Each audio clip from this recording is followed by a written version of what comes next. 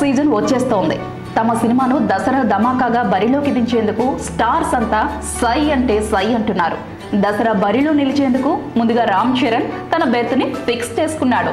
ధృవ అనే టైటిల్తో రానున్న చిత్రం త్వరలోనే పోస్ట్ ప్రొడక్షన్ పూర్తి చేసుకుని అక్టోబర్లో రిలీజ్ అయ్యేందుకు రెడీ అయింది. అయితే మొన్నటి వరకు ఈ చిత్రానికి పోటీ ఉండదని భావించారు.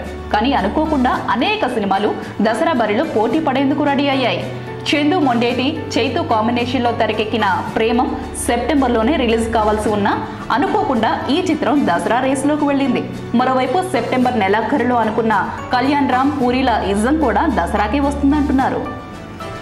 దసరాకి ఒకవైపు టాలీవుడ్ సినిమాల హడావుడి ఎక్కువే ఉంటుందనుకుంటే 2 డబ్బింగ్ సినిమాలు కూడా దసరాకి రానున్నట్టు తెలుస్తోంది. తెలుగు, తమిళం, హిందీ భాషలలో రానున్న అభినేత్రి చిత్రం అక్టోబర్ 7న విడుదల కానున్నట్లు తెలుస్తోంది.